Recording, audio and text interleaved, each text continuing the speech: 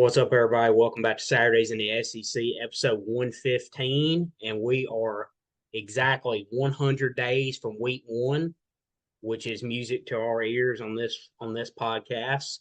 And I Rolling believe we into are 60 days away from NCAA football 25 or college football 25. I believe it's 60 days away. Just a little snippet, but continue.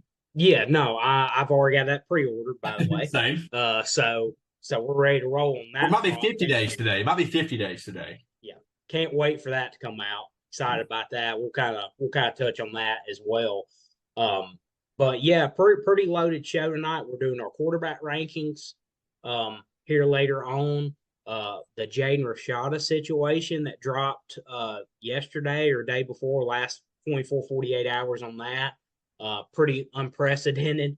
Then we're going to talk a few portal moves, kind of some of the winners in the SEC from the spring portal window. I got a couple of those I want to touch on. Week one game times. That's when you know you're not that far away. You got a few week one game times dropping. Some of the big matchups of the day, SEC, in some big out of conference matchups to get us fired up here. Only 100 days away, which is awesome. Be here before we know it. But we're going to kind of kick it off with the Jaden Rashada situation, kind of the um, most recent, point of news here in the last, like I said, 48 hours or so. Yeah, unprecedented. You kind of knew something like this would eventually happen. When money's getting involved and promises are made, and a lot of time promises aren't kept by the people who are making them. So, yeah, just kind of want to get your thoughts on this. Kind of to lay it out a little bit, though. Not going to get into every detail, but if the people following along, if you follow this recruitment, Jaden Rashada, I believe in summer of 22, was committed to Miami. It was reportedly on about a $9.5 million NIL deal. So Florida and Miami were kind of the two big players. Well, Florida is really pushing that summer, that fall on into signing day for his commitment. They reportedly offered him 13.8 million or 13.85 million. Um, they actually released the documents from the lawsuit where it was in writing. Um, Obviously, so he ends up flipping from Miami to Florida. He was promised this by multiple people at Florida. One Florida booster who was kind of going to be funding it. Billy Napier is listed in this lawsuit. So, anyways, long story short, he commits to Florida. He does not get his money by the time that's signed in the contract or that's listed in the contract. It gets to signing day. He doesn't have the money yet. They tell him, hey, like, you're going to get it. Go ahead and sign. So he did. Um, Ends up rocking on a little bit longer. He ends up not getting the money at all. They, you know, obviously didn't end up getting what he was supposed to get. So he asks out of his national letter of intent, reopens his recruitment, ends up at Arizona State, obviously. And basically, the point of the lawsuit is he goes to Florida for more money. He doesn't end up getting that. He actually did get $150,000 from Florida, but it was to pay a Miami booster, John Ruiz, I believe, who owns Live Wallet. He's a huge Miami booster. They gave him the money to pay him back because he originally committed to that NIL deal, the $9.5 million. So he basically paid that to avoid litigation from that aspect. Ends up not getting the money from Florida, so he's basically suing Florida because it basically knocked him out of the $9.5 million he would have gotten from Miami if he wouldn't have flipped to Florida. So that's kind of the whole point of it. He didn't get what he was promised. Basically, long story short, is the point of the lawsuit here. So I don't. If this rocks on longer, I don't believe this will be the last one of these we have. No. Because I'm sure this has happened probably in multiple instances or many instances already. But yeah, just kind of wanted to get your thought, but just kind of laid it out there. But kind of what were your thoughts when you were kind of reading this and seeing this in the headlines?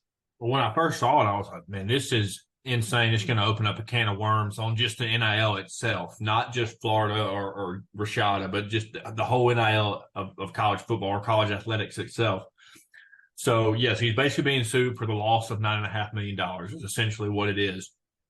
But the booster, Hugh Hitchcock was his name, or is his name for Florida.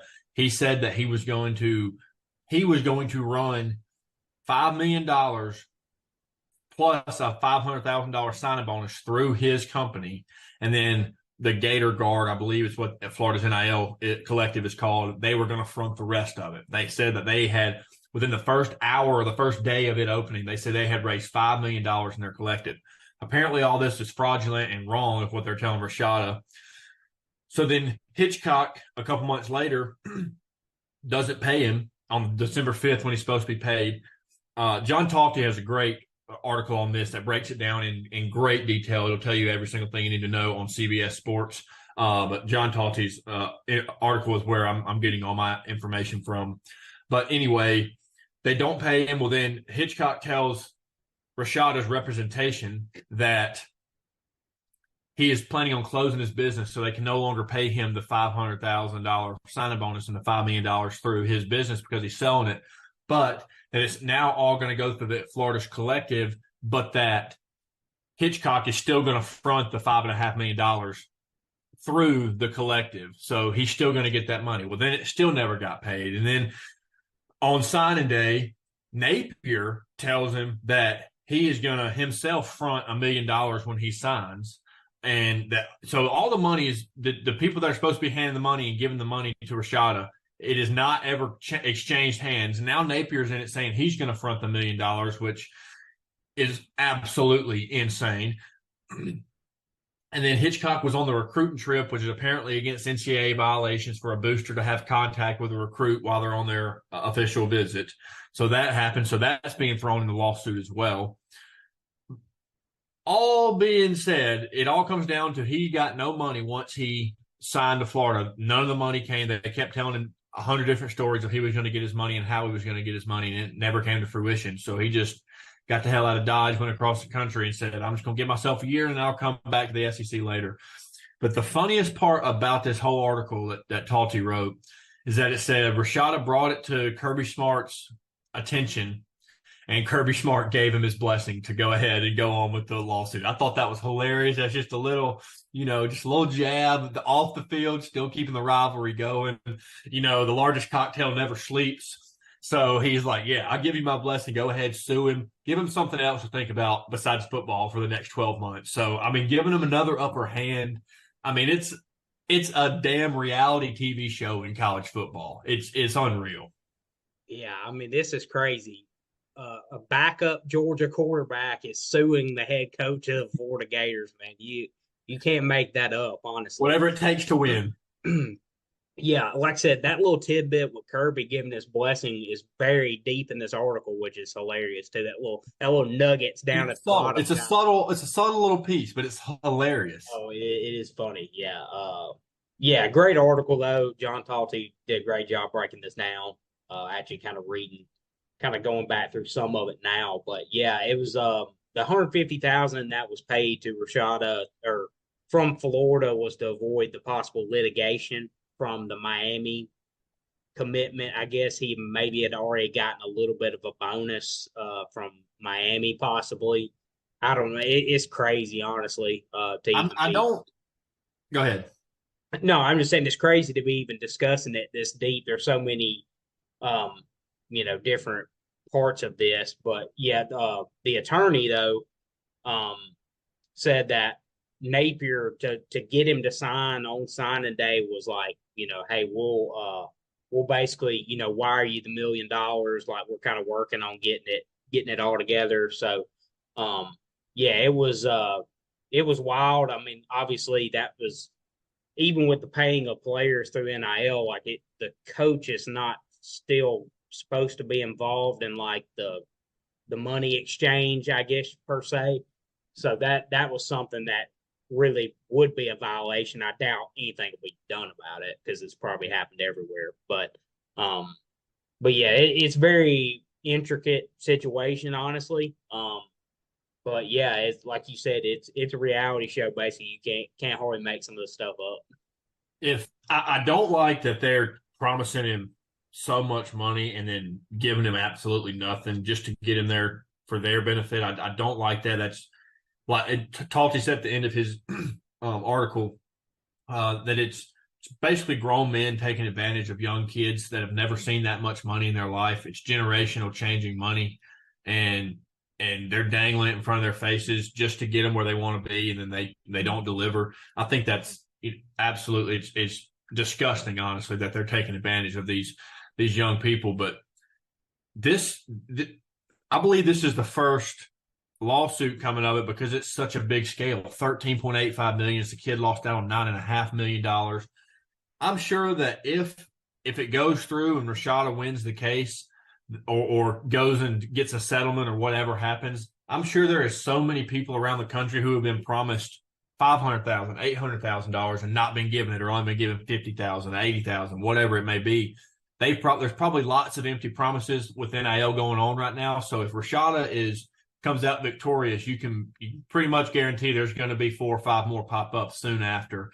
And then, that's just going to create a domino effect. And I believe we're going to see a lot of cases like this going against coaches or assistant coaches or boosters and things like that if Rashada comes out and he's victorious in this case. I could be wrong, but I don't think that he's the only one that this has happened to. There's just no way. Yeah, I agree with you. I mean, and if what's being reported and what's in the lawsuit, if that ultimately ends up being true, he probably does have a case here. There probably will be 100%. some kind of settlement. I'm sure that's probably what it's going to end up being there. But I mean, it's a pretty big time attorney. I mean, this is a guy that's represented, Roger Clemens, Adrian Peterson, like some big time athletes in the past. So, Yeah, out of Houston, right? Yes, it's Rusty Harden out of Houston area. Like I said, he's taken supposedly taken some pretty big time cases. So it's probably not something he would take if he didn't think he had a good chance of winning it, or at least getting, a pretty big settlement out of. I would think so. So yeah, we'll see kind of what happens with this, but yeah, just kind of a new, unprecedented situation. Again, here in college football, we've had a lot of those the last few years, but this was definitely a new turn for sure. I mean, we were talking about it earlier. We were texting back and forth. I was on my lunch break, and we were talking about this situation specifically. Cam actually shared the article with me, but we were talking like it's ugly. We're like, man, this is insane that this is actually going on. This is happening, but it's honestly, it could be what college football as a whole needs right now to kind of rein in the craziness of the NIL, maybe find a way to put some restrictions on it, or for it to self-assess, figure its own self out and self-correct to have an actual sustainable model. I think this is going to go a long way in finally defining what that is, what the sustaining model could be, and what it's going to look like. I think this has a big role. Is going to play a big role in the deciding factor of that whenever in the few years that does come to fruition. But eventually, this is going to self-correct. But this just might be the kickstart. It needed to get the ball rolling to get it going like that. Yeah, I agree. I mean, I've heard several people say over the past few days, like, the only way you're really going to get any resolution or any kind of solutions to some of these problems is it has to be all out in the open, where the public can see it, where it's pretty much all the ugliness, as you said, is out there for everyone to see, and let everyone, because a lot of this is behind closed doors, and most people that are not keeping up with it, during the off season is not really seeing a lot of this stuff, or if they do, they're just kind of glancing over it. I think it all needs to be out in the open where people can really see what's going on, where everybody's kind of, in the loop, so to speak, and get some of these things out in the open where hopefully people will kind of stand up and be like, okay, this is pretty ridiculous. Like we need to do something about this and get things get some more guidelines in place where it's not, a Wild West situation and things are just unsustainable for college football. Because I mean, that's ultimately what we all want is, what's best for the game. As fans, I mean, we want, you want the game to still have that special feeling to it, that every Saturday, and the competition's still there and it's always going to be there. but it's just been a little bit different the last few years because it's, as you said, like it almost feels, which you obviously have guys coming in, you only have 4 years eligibility. Some guys have like 7 or 8, it feels like, but Yeah. especially with the COVID years now. But um, it just hadn't felt the same because there's so much movement in the off season, and you think you've got a guy for 3 or 4 years, and you end up not. I thought, I really thought last year I was like, man, Caleb Downs, he's going to go down as one of the Alabama greats. Like I mean, he's going to be one of the best defensive players to ever come through. Tuscaloosa, and then boom, now he's in Columbus. Obviously there was a coaching change, and there's a unusual circumstance that doesn't happen all the time, but that's just kind of how it's been now. Guys are following the money trail and not really doing it what's best for them for their development necessarily, or for the school. It's just kind of who's paying the most money, kind of like it is in the pros a little bit. So, yeah, it just has a little bit of different feel to it. So hopefully they can get some guidelines where we can put some guardrails on things. But until it's all out in the open, I don't think there's really going to be a chance of accomplishing that. I agree. But I kind of want to get into a little portal talk now. Obviously, it's been closed for a little bit of time, but we've had some guys make some decisions. There's still guys out in the portal. And unfortunately, there's probably a lot of guys that are not going to find landing places, or definitely not the place that they want. That's kind of one of the negative aspects of the portal is some guys go in there and make a decision that ends up ultimately hurting them, or them not being able to find a landing spot. You don't really hear about those guys because they're not the Caleb Downs of the world and guys like that. But it is hurtful in a lot of cases. So there's a lot of guys still out there, but some of the guys that have made some decisions, even though Florida's been in the news for the wrong reasons here the last 48 hours, they had a very productive spring portal window, though. Adding Elijah Badger, receiver from Arizona State, I think is going to play a big role for them, kind of an area of need. They lost Ricky Pearsall, who actually snuck in the bottom of the first round, which was a little bit of a surprise. So they dipped back into Arizona State. That's where Pearsall came from. They dipped back into Arizona State to get Elijah Badger, which, like I said, I think is going to be a really nice move for them. Cormani McClain, we know how talented he is. From the state of Florida, kind of a crazy whirlwind high school recruitment a little bit. He was in on Florida, Miami, Alabama, ends up going to Colorado with Deion Sanders. Didn't really work out there, didn't get the playing time he was really hoping for. So ends up coming back to the state of Florida, landing in Gainesville. And obviously, from a talent upside perspective, I mean, he was one of the top players in this class. So if they can get, his potential out of him, that's going to be a really, really big pickup for them. Because on paper and talent wise, I mean, he can be one of the best corners in the country. They landed Jason Zandamello, offensive lineman from USC, who's a true freshman, committed to USC's, now transferring to Florida. So big get for them on the offensive line they need. So, like I said, outside of the last 48 hours, they've had a nice spring window and really added some nice pieces. I think Auburn had a really nice spring portal window. I mean, obviously, Keandre Lambert-Smith landing there. Believe the top receiver in the portal is going to play a huge role for that offense this year, helping those young guys out, giving Peyton Thorne an experienced target to throw the ball to. So he's going to make an impact right away. And then we talked about a couple episodes ago the depth they added on the defensive line. I believe they added couple interior guys, one edge rusher. So really hit the defensive line pretty hard as well. I added an offensive lineman as well. So think they made some nice moves in this spring cycle to help them out this fall. Then Alabama had a really great spring cycle too.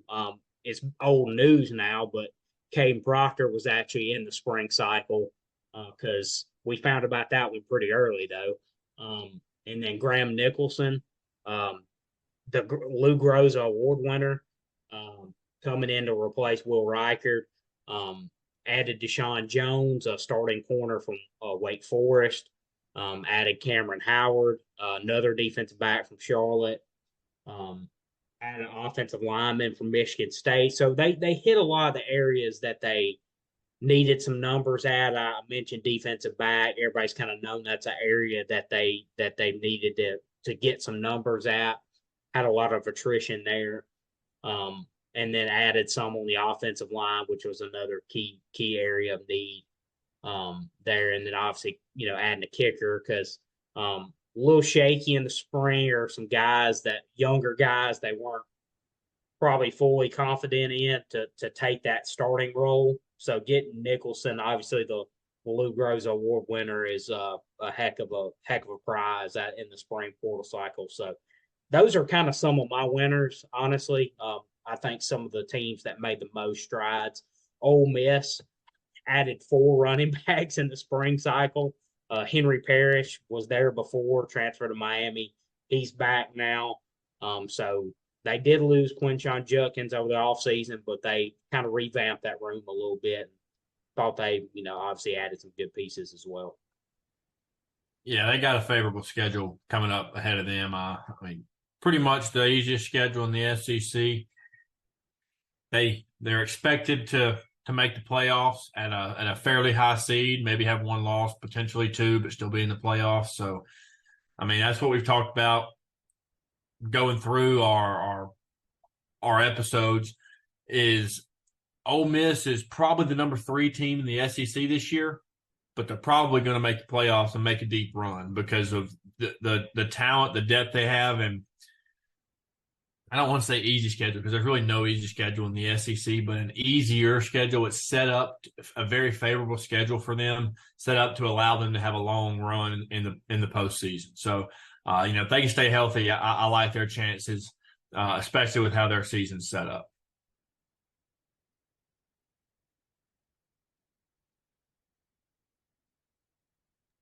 Yeah, they're one of the top teams in the conference. Think they're going to have a chance to possibly win the SEC, which in a loaded SEC too. So, like you, I think they're going to have a good chance to make the playoffs. I think the vibes of Ole Miss fans are, and I'm kind of curious to see, like, for them, is making the playoffs good enough, or is it considered a success if they make the playoffs, or making a deep run? I mean, I feel like the vibes of the Ole Miss fans are like, hey, we want to make a run, at a national title. I mean, because that's kind of been the stance of Ole Miss, their staff. Like, they've invested a lot and they've went kind of all in on this 2024 season. Just the way they've really invested in the portal, the guys they have returning with Jackson Dart, some of those skill guys on the outside. I mean, this offense should be one of the best in the country. So, yeah, they're one of the teams that, as I've said here over the past few months, they're one of, if not one of the teams I'm most excited to see this year, and see, like, hey, can they really get over that hump? Obviously the playoffs are the expectations, but can they even reach higher than that? That's what I'm curious to see, and kind of see how so many transfer guys, how does that all mesh together? Should be fascinating to watch. But yeah, they're going to be one of the most entertaining teams in the conference and in the country. So I'm excited to see them play. Absolutely. I'm intrigued to hear your quarterbacks though. Yes, yeah, yeah. So without further ado, going to get into our quarterback rankings, and we have not really discussed this with each other much, so we don't have any idea of the others' rankings. But I will say, and we'll probably both agree on this, but this was harder than the actual team rankings because as loaded as the SEC is with teams, it's loaded with quarterbacks too. I mean, we mentioned this a little while back, probably several months ago after the season, but man, looking ahead, the quarterback play, not only with experienced guys returning, but the upside of some of these young guys and probably speaking for both of us here, some of these young guys in our rankings may be a little bit lower, maybe a little bit higher than people expect. I don't know, but I mean, these are all guys that can play their way into that top, 4 or 5. but yeah, the depth of the quarterbacks. I mean, I have 10 or 11 quarterbacks that maybe even more than that I really really like, that I think are good players and are gonna be good players. So, yeah, there's some guys ranked low that I would have liked to have ranked higher, but there's only so many spots. So, kind of without further ado, You want to gonna start at the go. bottom like we did with the teams? Yeah, I'm gonna start at the bottom. I'm gonna go from 16 to 13. So I'll kind of do them increments of four, kind of like we did with the teams, and kind of go from there. Get your rankings and your thoughts on some of that. So these are ranking the probable starters. I feel like we pretty much know who most of the starters are going to be in the SEC this year, which is a little bit of a rarity to have this set in stone. I feel like already. But at number 16, I've got Diego Pavia, the New Mexico State transfer. He's probably going to be the starter for Vandy this year. There is going to be a battle with Nate Johnson from Utah. So, but either one of those guys, I would probably have at the 16 spot. I actually like both of those guys, but like I said, the depth of this league is insane. At number 15, I got Blake Shapen from Mississippi State. Had a pretty good year with Baylor a couple years ago. Kind of battled with some injuries, but this was a guy that Jeff Levy targeted early on to bring him to Mississippi State and kind of run that pass happy offense that he likes to run, that wide open offense. So if he can stay healthy, I think he's going to have a pretty good season there and kind of help Jeff Levy get it going in Starkville. At number 14, got Taylon Green from Arkansas, the Boise State transfer. Like his ability a lot. Really good dual threat player. Think he can do some good things there with Bobby Petrino in that offense. So I'm really excited to see him play. So I got him at 14, and then at 13, I really thought about putting him higher, but I had him a little bit lower just because he's a little raw, little unknown as far as production on the field, and that's Lenore Sellers at South Carolina. This is a guy though that Shane Beamer and staff have been really high on. Um, like I said, kind of a developmental guy a little bit, but it's his time to shine now. They've named him the starting quarterback, and so I'm excited to see what he can do. Another kind of dual threat guy there, replacing Spencer Rattler, but excited to see kind of what he can do as well. But that staff has a lot of confidence in him. Absolutely. Yeah. The only time me and Cam talked about this at all, I just texted him. I said, "Are we going off straight talent that we think? Are we going off the team and how they're going to, produce on the field? We factor both those in." I didn't want to come in here with a different type of list than he had. So, we decided, obviously ceiling, upside, what they've done, what they haven't proven yet, and their team goes into it. So I was all right. So I had to sit down and really think about it, and it was a lot tougher than I was expecting it to be. Yeah. And so I have the same number 16 as you, Nate Johnson, Diego Pavia, however you say his last name. One of them two, they're battling it out. It's probably going to be Pavia. I believe just with the surrounding talent and the cast around him, you can only be so good. So it's just no hate towards them. It's just the way the Vandy is. I got them at 16 or him at 16.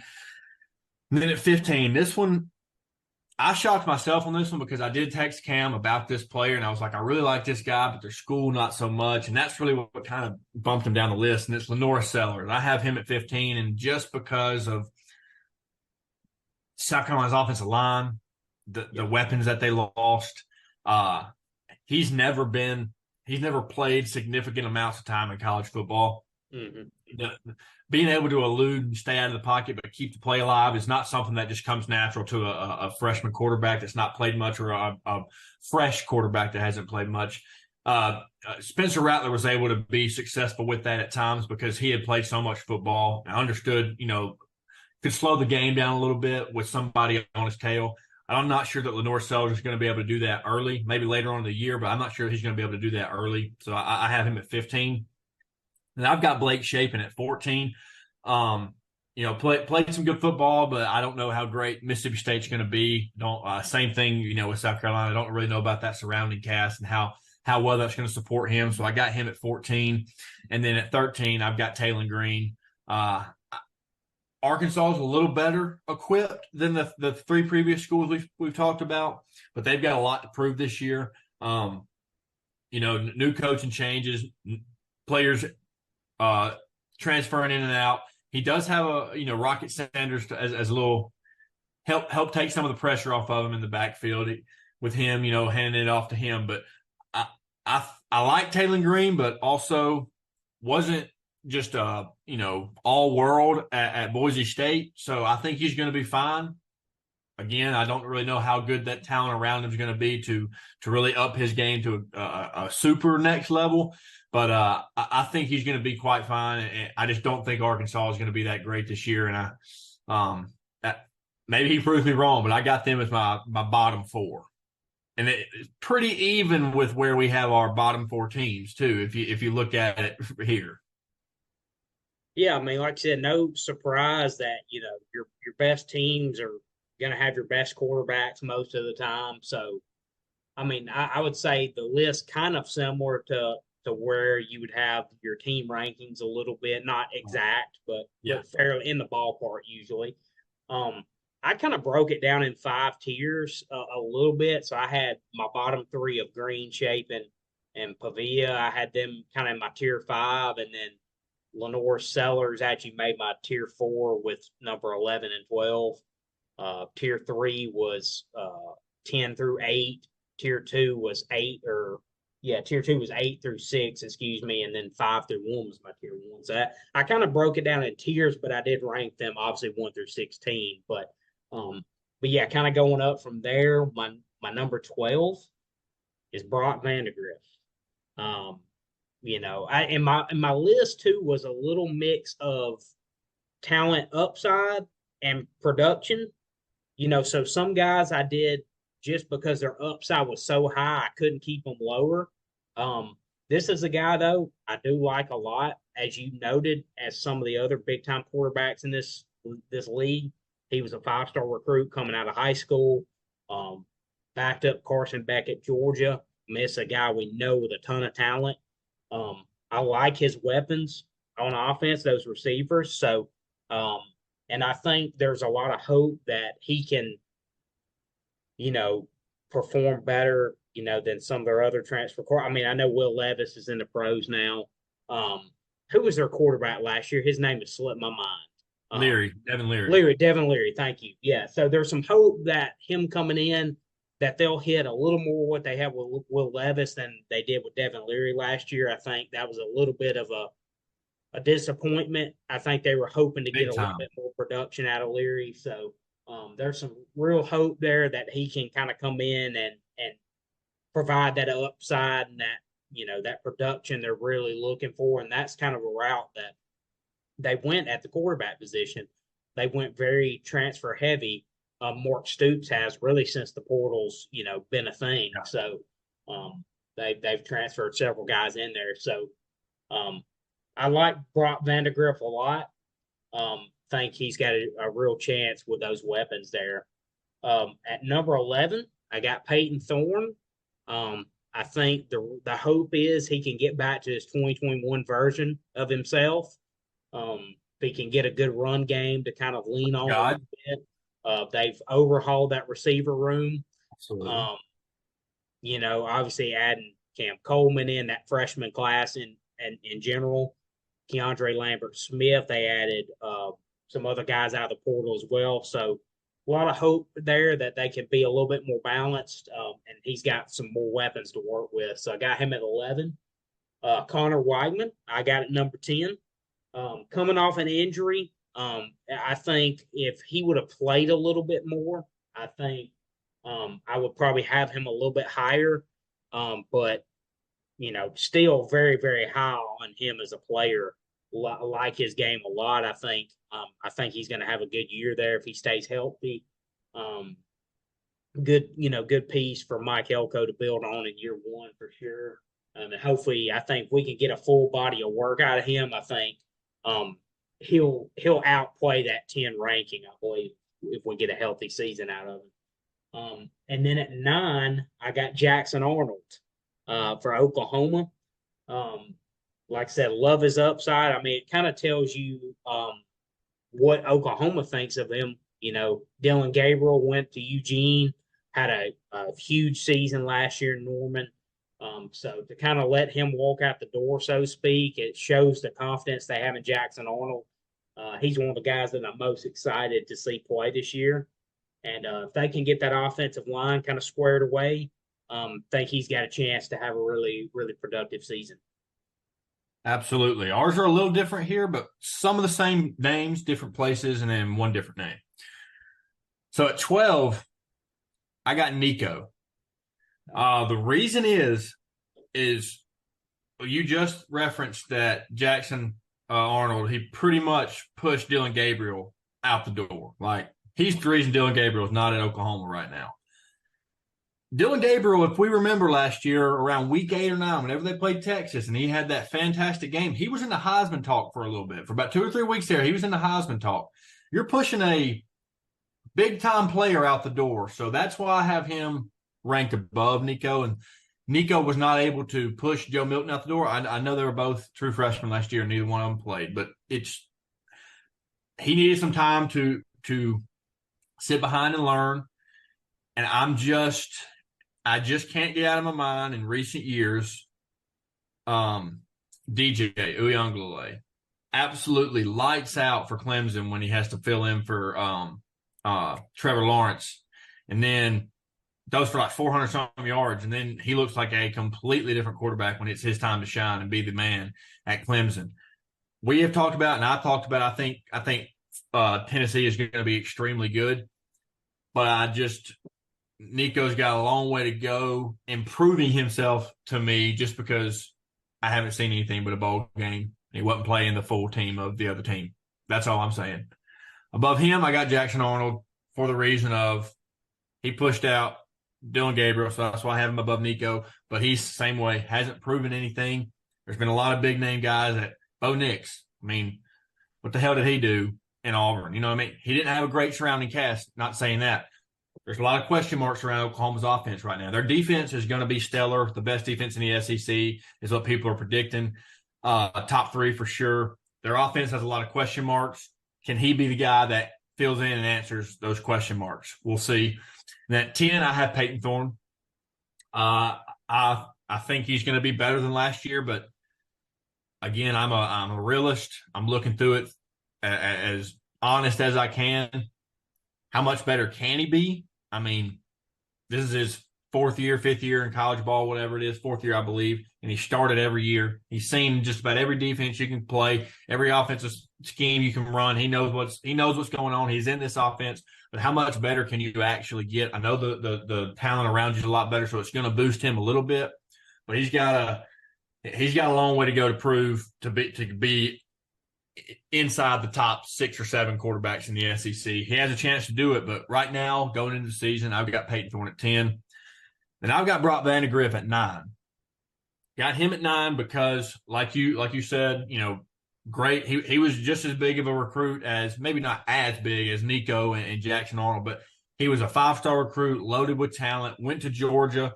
When last year in the offseason, when they were going through spring ball and stuff, it was Carson Beck or Brock Vandagriff. Who was it going to be? There was lots of talk and lots of reports that Brock Vandagriff was pushing Carson Beck, extremely deep into the spring season and in early into season camp.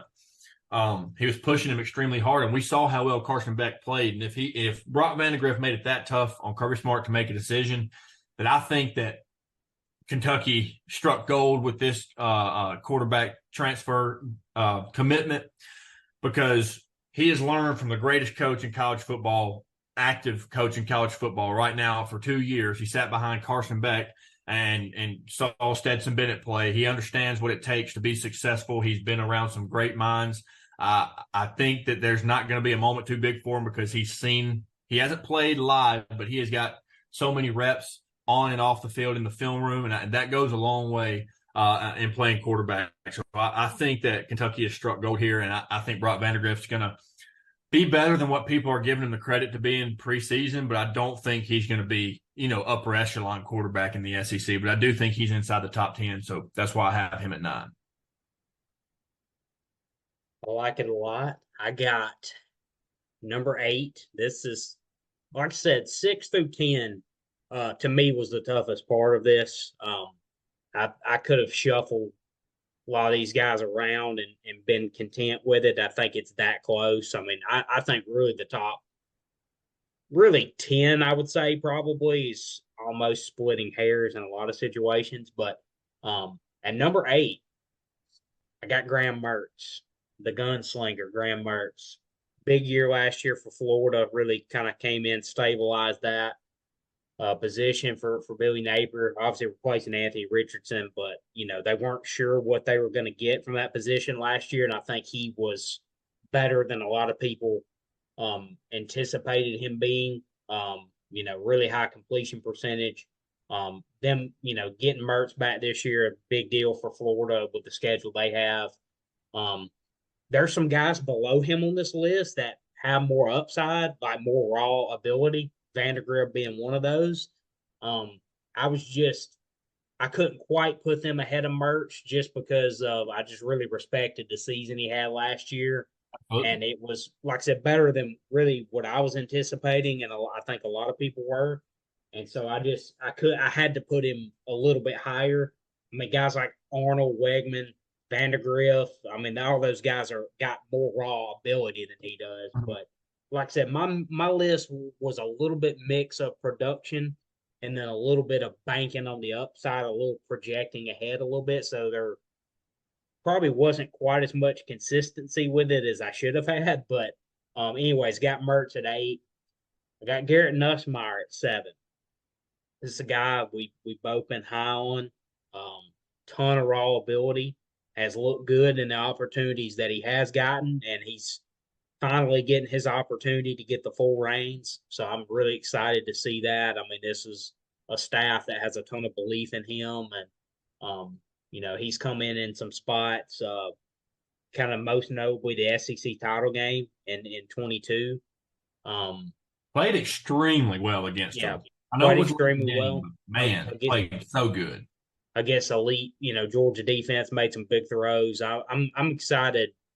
That's when I fell in love. Yeah, I like the way he can really stretch the field vertically. I mean, just big time arm on him. So I'm excited to see that continuing to be a part of their offense. And then at number 6, like I said, another upside play, but I think this guy is the perfect fit for Josh Heupel's offense, and that's Nico. And I have pulled up the pronunciation of his last name because I'm bound and determined to get this correct at some point. Maleva. I believe that's how you say it. Maleva.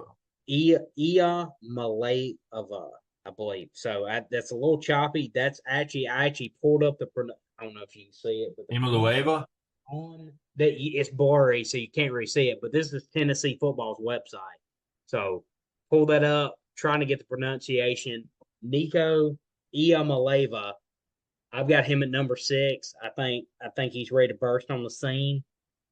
As I stated in previous podcasts, I think he's a perfect fit for this offense. I think he's a guy that fits the Josh Heupel mold, more of a Hendon Hooker type, that can really stretch the field vertically, like the guys they have at receiver. And I think you're going to see that Tennessee offense look more like the 2022 version than the 2023 version, because they really couldn't stretch the field like they needed to with a guy, the arm like Joe Milton has. They did not stretch defenses vertically like you thought they would be able to. They just could not make it happen. They can run the football, damn it. Yeah, inconsistent in the passing game, especially the intermediate to deep passing game. But yeah, they were more of a run first offense. I think, like I said, you're going to see more of a 2022 version of this Tennessee offense. So I think he's ready to burst on the scene. And even though we haven't seen a big sample size of him, I just think the upside is too great. And I think he has the ability to play himself even higher than this. but I got him at 6 right now. Like I said, I think he's right in that mix with Nussmeyer, Jackson Arnold, some of those like higher upside guys that don't really have the production yet. But I think there's several of those guys that have the potential to play their way much higher than what their ranking is. Um, and then cracking my number 5, I actually went and looked at his numbers, and they were better than I thought they were. This guy actually had a very, very similar season last year that Quinn Ewers had, and that's Brady Cook at Missouri. Um, his numbers were really, really solid. QBR, completion percentage, yardage, touchdown to interception ratio was dang near identical to Quinn Ewers' stat line. Like, it was eerily close. I'm actually going to pull them up in a little bit when you're going through your 8 through 5, but that's who I got at number 5. Was a big part of Missouri getting to 10 wins last year, and I think he's going to play a big role in them, getting probably close to that again this year if they don't get to 10 wins, because I really like the way the schedule sets up for them. Think they have a chance to replicate what they did. And I think they're going to be right there in the mix. Maybe not necessary for the SEC title, but I think definitely in the top, 6 or 7 in this league, maybe even top 5 or so. And number 8, I got Connor Wigman. I like where Texas A&M is going to be this year. I think they've got enough talent for him to come in. If he stays healthy, I think he's got a chance to be a top 5 quarterback in the league. Obviously, he's got to prove it, but I mean, just his injury issues is what's got him that far down my list, in the middle of the list, not anywhere up in the top of it. But I do like him a lot, and I think he's got a high ceiling for sure. At 7, I have Graham Mertz. I think last year he proved a lot of people wrong, over 3,000 passing yards, and I wasn't expecting that. To be completely honest with you, I mean, I tabbed him the handoff specialist here last season. He has really proven me wrong, and earned my respect for sure. I think he's going to be a big part of why Florida's a little more successful than what people think this year. If you go back and look at their games last year, he was pretty much their only consistent positive spot on their team. Didn't really have many bad games or bad drives. I mean, obviously here and there, everybody does, but he was pretty consistent throughout the year. And I think he's going to be a big reason of why they may get over that little hump that they need to get over to get the thing rolling like Napier wants here soon. I think, like we talked about, probably 6 wins, but I think they're going to be gritty and they're going to be in every game and could pull out 7 wins, worst case or best case scenario, I think. But I think Graham Mertz is going to be the driving force of what, makes them succeed when they do this year. And number 6, I have Brady Cook. Only reason I don't have him in my top 5, yes, he did have a fantastic year last year. Absolutely blew it out of the water. 10-win season for Missouri. Hasn't been done in quite some time.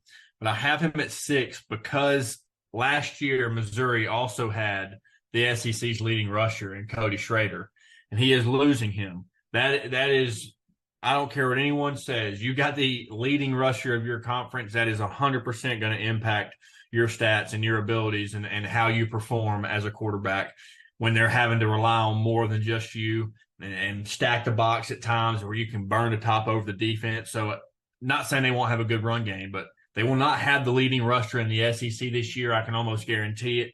So that may affect his performance and his production, and that's why I don't have him in the top 5. I have him right outside at 6. So, he's from the outside looking in, knocking on the door. He can kick it in at any moment this season. Okay, so run down your 8 through 5 one more time for me, if you don't like just Connor Wigman at 8. Okay. Graham Mertz at 7.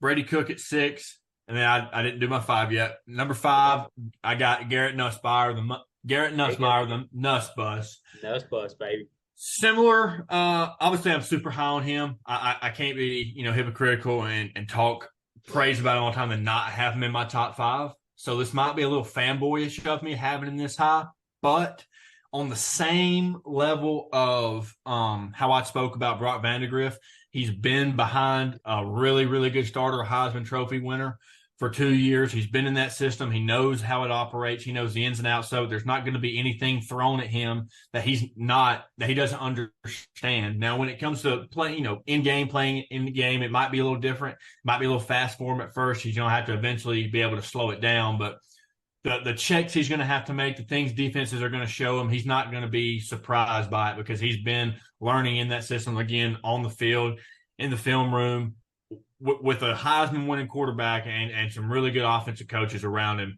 It's LSU. They got to have a better defense, but their offense is always going to be good. I think the surrounding cast for him is setting up for him to have a really good year. I'm not calling him Joe Burrow by no means, but I think this is the caliber quarterback that would remind you of Joe Burrow. This is the closest they've had to Joe Burrow since he left, I think. Like you said, this guy can stretch the field with ease. And then when necessary, he can take off and he can get you a decent amount of yards with his legs. He's not afraid of contact. It reminds me a lot of Joe Burrow in the sense of he was never looking to run, but man, when it was necessary, he put his shoulder down. He didn't care how hard a hit he was going to take. He's just a gritty type guy. Clearly, he loves LSU and wants to be there. He hasn't left. I'm sure there's been ample schools contact him to come play for them because of the talent he is, but he was content to sit back and learn and wait on his time to shine. And I think that's going to be a big reason of why he's so successful. I mean, look at Carson Beck last year. I feel like Nussmeier is in the same boat as Carson Beck last year in of who we think he is or who he could be. Everybody's heard about him. We've seen little bitty glimpses of him in mop-up rolling and things along those lines. But he's been in that system. He chose to stay and sit and learn and grind, and it paid off for Carson Beck. Look what it did to him. Nothing fazed him last year. We kept talking week after week. Man, Carson Beck, he ain't had an off week yet. He finally had one in the worst week to have one, but his off week was still incredibly good. So I expect the same type of performance for Nussmeier this year because of those same factors. Yeah, I like that a lot. I mean, like I said, I think he's got Nussmeier got really good offensive line too, which I think will be big. Absolutely. First year as a full-time, starter. So before I get 4 through 1, I'm just going to read off Brady Cook's stats compared to Quinn Ewers. And I have a little bit of separation in between these guys, but the top 4 really to me is extremely close. I mean, the stat lines between all these guys are very, very, very close. Especially my 2 through 5, the stats are across the board are really, really close. So Brady Cook, 3,317 yards, 21 touchdowns to 6 interceptions, QBR of 77.6. He also added 8 rushing touchdowns, about 319 yards rushing. So a little bit of rushing stats there. So, like I said, 3,317 passing, 21 touchdowns to 6 picks, 77.6 QBR. Quinn Ewers, 3,479 yards. So about 100 more, 22 touchdowns to 6 interceptions. So Cook was 21 to 6. Quinn Ewers was 22 to 6. And a QBR of 78.3. Cook's was 77.6. So dang near identical across the board. Quinn Ewers had 5 rushing touchdowns. Obviously not much of a runner, but anyway, so both guys, Brady Cook's probably a little bit more mobile, but the only argument there is just that Ewers missed 2 games? That's true. Yeah, I believe so. Yeah, but still, or at least part of 2 games. That's insane. Anyways. Yeah. So, yeah, I mean, still crazy though. Yeah, still really. I mean, they were closer than really I thought, and I was kind of breaking these down. I really looked at the stats for all of these guys, but when I was debating my top 5 or 6, I was like, man, those are closer than really the whole top 4 or 5 was like splitting hairs almost. So, anyways, Cook's at 5. I've got Jackson Dart at number 4. Think he's poised for a big year though. Had a great year last year. Kind of right there in that same ballpark of the 2 guys I just mentioned, 3,364 yards, 23 touchdowns, 5 interceptions, 78.5 QBR, so top 15 or 20 in the country in that stat. 8 rushing touchdowns, Very similar numbers to Brady Cook also. So that's kind of the reason I had them. I do think just from an offensive perspective, I mean, Brady Cook is returning Luther Burden. So that'll be a nice help. But I just think the overall offense around Jackson Dart, the the play caller he has in Lane Kiffin, I just think he's poised for even a bigger, senior season. So I'm really excited to, or is it junior or senior season? Yeah, I think he's a senior this year. So yeah, I think he's poised for a big year. I love the talent around him, love the team, the coach he has. So got him at number 4. Number 3, I got Jalen Milroe. Had obviously a really nice season as a first year starter, 2,834 yards, 23 touchdowns, 6 interceptions, 80.5 QBR. So that was third highest in the SEC behind Jaden Daniels and Carson Beck. Um, Obviously, with his running ability, 531 yards, 12 touchdowns on the ground. He didn't start that one game against USF. So his passing numbers not quite as high as a couple of those other guys. But He'll yeah, have more I got passing him. touchdowns though. Yeah, I got him at number 3. Just love his ability as a dual threat, and I think in the Kalen DeBoer system this year, I think, and to me, it even took him to about mid-season for the offensive staff with Tommy Reese to really start molding to his skill set. I think once you got to mid-late season, specifically that LSU game, how decisive he was able to be with his legs, you could tell there's a little bit of hesitancy early on, like, hey, I'm a passer, like I need to stay, in the pocket. When I extend, I need to keep my eyes downfield. But I think once you got to the Mississippi State game, a little bit of it gets A&M, gets LSU later in the season, him being a little bit more decisive with his legs, I think helped him break out even more. And I think that's an emphasis they're going to use this year as well. Kalen DeBoer's already said that about him, like you got to use what makes you special, basically. So I got him at number 3. Think he's poised for another great year. Number 2, got Quinn Ewers. Think he's obviously had a great season last year, led Texas to the playoffs. Um, he came back to hopefully be the number 1 quarterback in the draft next year, or be in that first round conversation, that QB1 conversation. Think he's going to be right there in the mix. Love the offense he's in. His play caller, Steve Sarkisian's one of the best offensive minds in the country by far. Great talent around him. He's going to be in the mix for the Heisman, for an SEC title, for a national title. Texas has got all the weapons they need and all the resources and the talent they need to get where they want to go and get back to the college football playoff and compete for a title. So I think he's due for a great season. I think he made a great decision on coming back one more year to really boost his stock. And obviously, he really hasn't put together a full season. Honestly, I mean, last year was close, but like as you mentioned, has battled injuries on and off through his career. So if he can come back and put together a full, 14, 15 game, whatever it ends up being, I think it's going to set him up well in the future. Then number 1 is Carson Beck. I'll read off his stats. I believe about 3,900 yards passing last year. 3,941 yards passing, 24 touchdowns, 6 picks, 86 QBR, which was 5th in the country, 2nd in the SEC behind Jaden Daniels. So, just obviously not flashy all the time, but just fits in just executes the offense pretty much perfectly. I mean, nobody's perfect, but I mean, the quarterbacks they have, like I said, not flashy, not anything crazy, but they get the ball out on time, accurate, not going to make a bunch of mistakes. Allows that offense to be one of the most balanced in the country. And I think if Carson Beck this year, if he's playing at A level, A minus level, like, I mean, I think Georgia.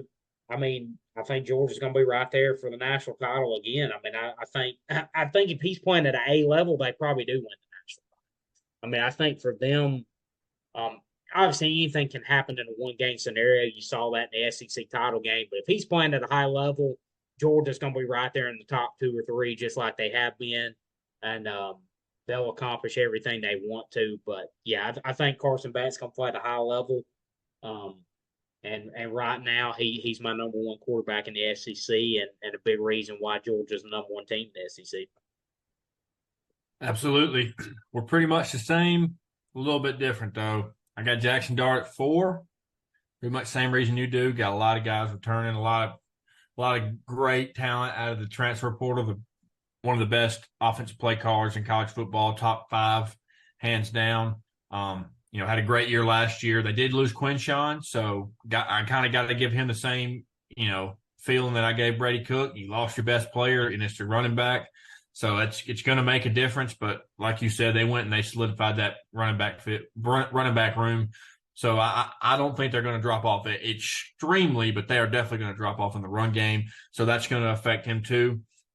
But I think they're going to be just fine. We spoke about it earlier. I think they're going to be in the playoffs. Jalen Milroe at 3 as well. Can't deny what he did last year. I mean, the way he progressed last year is a completely different quarterback at the end of the year. I only see him getting better. I don't see him plateauing at all. I think that, like you said, DeBoer's telling him, man, don't run away from what makes you special. So DeBoer's going to lean into it. He's a great offensive mind too. So as much as I hate to say it, I'm excited to see how he looks in Alabama's offense this year. I'm just not excited to see how it looks coming at the end of November. And then for number 2, I've got Carson Beck, actually. So I really like Carson Beck. Like you said, I think that he has a chance to win the national championship with Georgia this year. They're probably my pick to win it all, honestly. If I was to put money on it right now, we saw what he did last year, was arguably the best quarterback in the SEC, behind Jaden Daniels, obviously. And he's poised for another great year. But I have Quinn Ewers at 1 because I think that the greatest offensive play caller is down there coaching Texas, and he's running Quinn Ewers' offense. So I think that's what gives him the edge over Carson Beck, because Carson Beck, War Damn Eagle, he was with us a couple years ago, but Mike Bobo it just ain't the same. Mike Bobo is not Steve Sarkisian.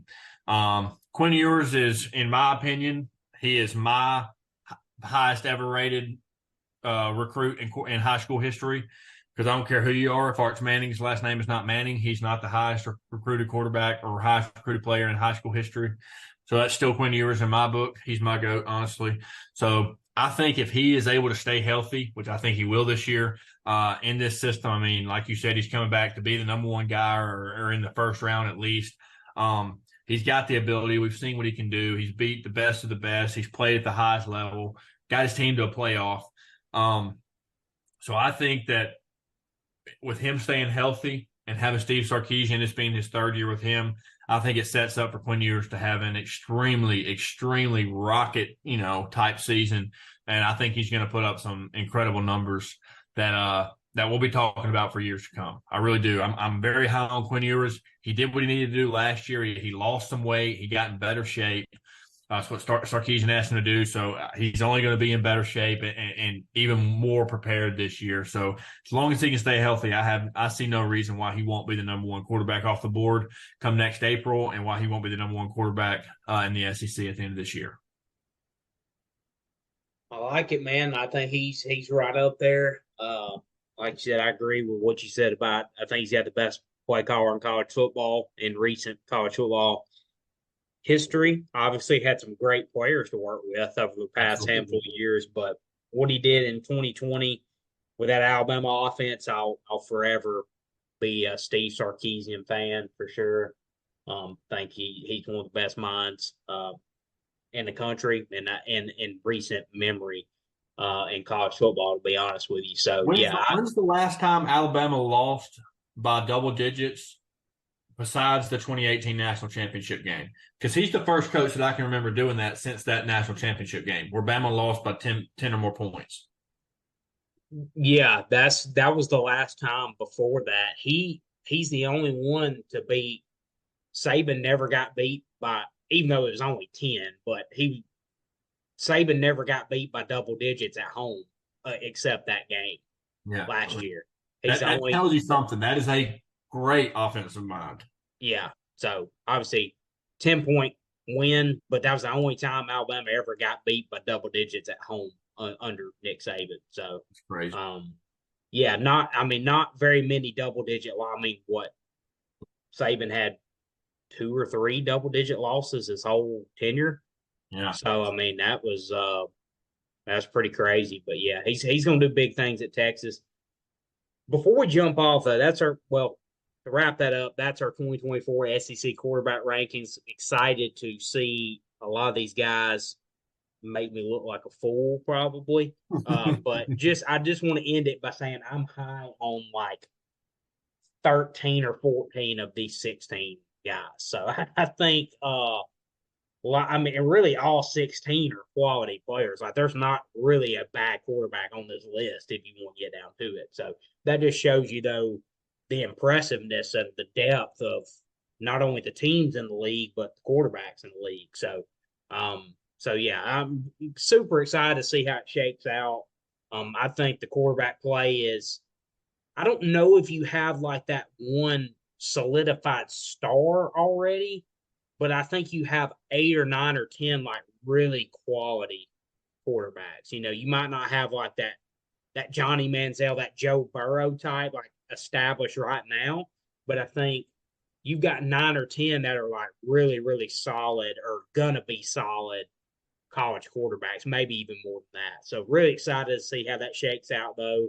Like I said, as always, feel free to give us your thoughts, give us your rankings in the comments, or at our Twitter handle at Saturdays_SEC. Love to hear from y'all and get your opinions on it as well. So that's always welcome. But we got some breaking news though, and we don't get that very often when we're recording. So the NCAA and the power conferences have reached a settlement. Here we go. It's official. From ESPN, the NCAA and its leagues are moving forward with a multi-billion-dollar settlement agreement that will allow schools to directly pay players for the first time in the history of college sports. The NCAA will pay over $2.7 billion in damages to past and current athletes over the next 10 years. The agreed upon plan allows schools to give roughly $20 million a year to its athletes. So there's been several settlements, antitrust settlements that they've been working through. So they've come to an agreement on that. So saying it may begin as early as 2025, possibly. So all of the power conferences signed off on this. So yeah, some breaking news there. Obviously, we'll kind of find out more in the coming days, but yeah, pretty groundbreaking there. Does that mean paying them as employees? Yeah, it's actually like a revenue sharing agreement, basically. So yeah, How much percentage is the small schools going to get? So I'm not sure as far as the other conferences, but the Power Five conferences agreed to this. So I'm not sure if this includes. So Oregon State and Washington State get it too? They're the only 2 teams in the Pac-12. There is no Power Five. What other conference are they talking about? I'm trying to see who the 5.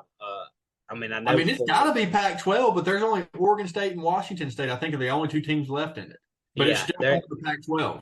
Yeah, they're in on it. Yes, ACC, Big 10, Big 12, SEC, Pac-12. That's no way, bro. 2 schools. Yeah, so that's insane. Oregon State was like, yeah, throw me in on that 20 mil as well. But yeah, so pretty much, yeah, we're moving towards revenue sharing, which is not shocking because I think that's ultimately what it was going to come to anyway. So I'm interested to find out more of the details on this. I want to know how it works. Progresses, but yeah, pretty landmark decision here. Like I said, that's what it was ultimately coming to anyway. But yeah, that's could start as early as fall of 2025. So about a calendar year away or so. Yeah, so yeah, revenue share model, first of first in NCAA history, obviously. Um, let's see. For the first time in history, we will now have a fair and just economic system for college athletes. I could not be more delighted, but no celebrations until the system is in place. That was the House lead attorney, Jeffrey Kessler. So, yeah, so I like I said, a lot of antitrust cases have been going on, a lot of settlements. So this is actually a settlement. So I'm curious to see how much will go to past athletes.